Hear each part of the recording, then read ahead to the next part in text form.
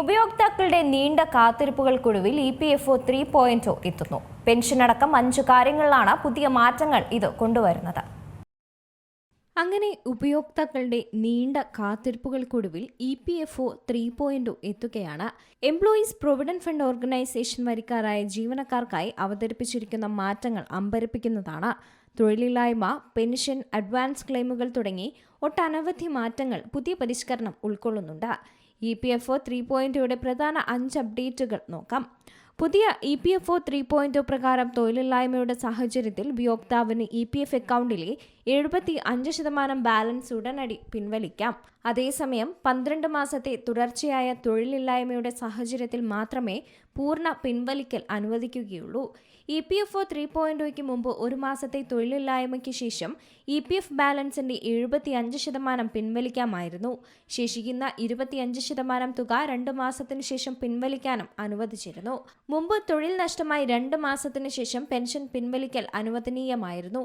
എന്നാൽ EPF 3.0 പ്രകാരം തുടർച്ചയായി 36 മാസത്തെ തൊഴിൽ നഷ്ടം കൊണ്ട് മാത്രമേ പെൻഷൻ തുകയിൽ തൊടാൻ കഴിയൂ.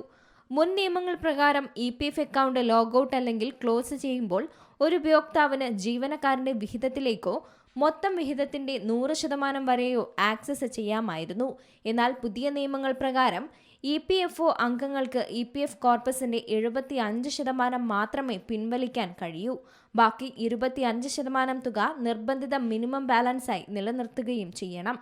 മുൻ നിയമങ്ങൾ പ്രകാരം വിദ്യാഭ്യാസം, വിവാഹം പോലുള്ള സാഹചര്യങ്ങളിൽ ഉപയോക്താവിന് EPF ബാലൻസിന്റെ 50% വരെ പിൻവലിക്കാമായിരുന്നു. എന്നാൽ ഇതിന് 7 വർഷത്തെ സർവീസും ആവശ്യമാണ്. വിദ്യാഭ്യാസ ആവശ്യങ്ങൾക്ക് മൊത്തം 3 തവണയും വിവാഹാവശ്യത്തിന് 2 തവണയുമായിരുന്നു പിൻവലിക്കൽ അവസരമുണ്ടായിരുന്നത്. എന്നാൽ 3.0 അപ്ഡേറ്റ് ഇവിടെ കൂടുതൽ വഴക്കം നൽകുന്നതാണ്. ഇവിടെ വിദ്യാഭ്യാസ ആവശ്യങ്ങൾക്കായി പരമാവധി 10 തവണയും വിവാഹവുമായി ബന്ധപ്പെട്ട് 5 തവണയും പിൻവലിക്കൽ സാധ്യമാണ്. മുമ്പ് വീട് വാങ്ങുന്നതിനോ നിർമ്മിക്കുന്നതിനോ ജീവനക്കാർക്ക് 36 മാസത്തെ അടിസ്ഥാന വേതനം പ്ലസ് DA അല്ലെങ്കിൽ മൊത്തം ബാലൻസ് അല്ലെങ്കിൽ കുടിശ്ശിക വായ്പ ഏതാണോ കുറവ് അതായിരുന്നു പിൻവലിക്കാൻ സാധിച്ചിരുന്നത്. സർവീസിൽ ഒറ്റത്തവണ മാത്രമേ ഈ ഓപ്ഷൻ വിനിയോഗിക്കാനും സാധിക്കൂ. EPFO 3.0യ്ക്ക് കീഴിൽ വീട് വാങ്ങൽ, നിർമ്മാണവുമായി ബന്ധപ്പെട്ട യോഗ്യതയും പരിമിതികളും നിലനിർത്തിയിട്ടുണ്ട്. അതേസമയം പിൻവലിക്കൽ നടപടികൾ പൂർണ്ണമായും ഡിജിറ്റൽ ആക്കുകയും ചെയ്തിട്ടുണ്ട്.